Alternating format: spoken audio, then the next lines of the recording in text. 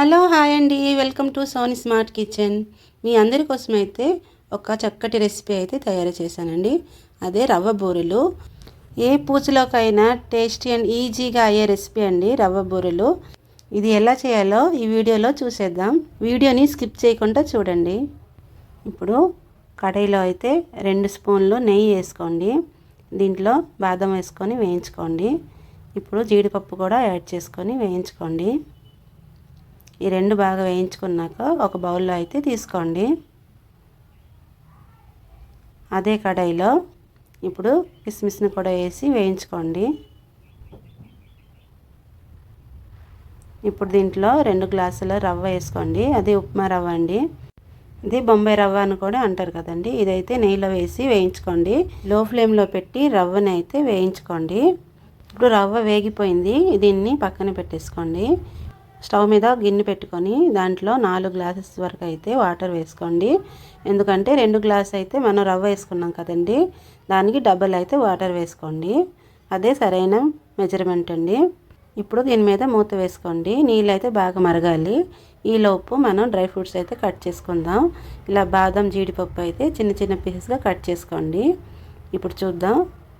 నీళ్ళు అయితే బాగా మరిగిపోయింది. దీంట్లో కిస్మిస్ అలానే కట్ చేసి పెట్టుకున్న బాదం జీడిపప్పును వేసుకోండి. అలానే దంచుకున్న యాలకులు 2, 1 కప్పు చక్కెర వేస్తున్నాను నేను. మీకు ఇంకా స్వీట్ కావాలంటే కొంచెం ఎక్కువ వేసుకోండి. ఇప్పుడు ఈ మొత్తం అయితే బాగా కలుపుకోండి. ఇప్పుడు దీంట్లో 1/2 టీ స్పూన్ నెయ్యి వేసుకోండి. నెయ్యి వేయడం వల్ల స్వీట్ అయితే చాలా టేస్ట్గా వస్తుంది. ఇప్పుడు మరిగిపోయింది కదండి వాటర్ మొత్తం. ఇప్పుడు రవ్వని కొంచెం కొంచెంగా వేసి కలుపుతూనే ఉండాలి. ఒకేసారి ఎక్కువ వేయకుండా ఇలా కొంచెం కొంచెంగా వేసి కలుపుతూనే ఉండాలండి, లేకపోతే ఉండలు కట్టిస్తుంది.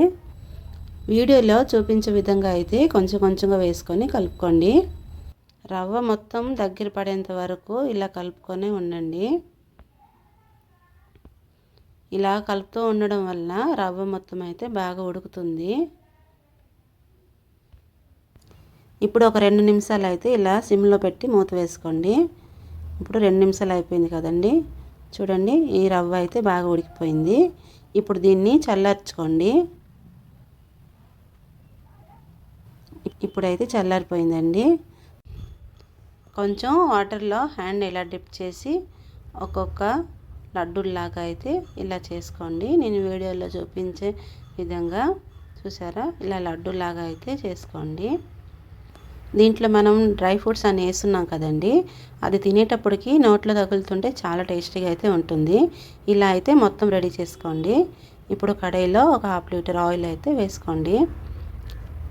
ఇలా నూనె వేడెక్కగానే ఒక్కొక్కటి అయితే ఇలా వేసుకోండి. ఈ బూరెలు మొత్తం గోల్డెన్ కలర్లో వేగిపోతే చాలండి. ఇలా వెంటనే అయితే గరిటె పెట్టుకుంటా కొంచెం బ్రౌన్ కలర్ వచ్చిన తర్వాత అయితే ఇలా గరిటెతో అటు ఇటు 2 పక్కల అయితే వేయించుకోండి. ఇప్పుడైతే బూరెలు అయితే వేగిపోయిందండి. ఇప్పుడు ఒక ప్లేట్లోకి అయితే అన్ని తీసేసుకోండి. మిగిలిన రవ్వ ఉండలు కూడా ఇలా ఆయిల్లో వేసుకోండి. ఏ పూజకైనా కూడా అండి ఈ బూరెలు అయితే చాలా ఈజీగా క్విక్గా కూడా అయిపోతుందండి. ఈ బూరెలు కొత్తగా వంట నేర్చుకునే వాళ్ళు కూడా ఈజీగా చేసుకోవచ్చండి. మన వీడియోని అందరు లైక్ కొట్టండి. మీరు లైక్ కొట్టడం వల్ల ఇలాంటి వీడియో ఇంకా చాలా మందికి అయితే రీచ్ అవుతుంది. అంతే అండి, టేస్టీ అండ్ ఈజీగా అయితే బూరెలు రెడీ అయిపోయింది. మీకు నచ్చినట్లుగా అయితే సబ్స్క్రైబ్ చేసుకోండి.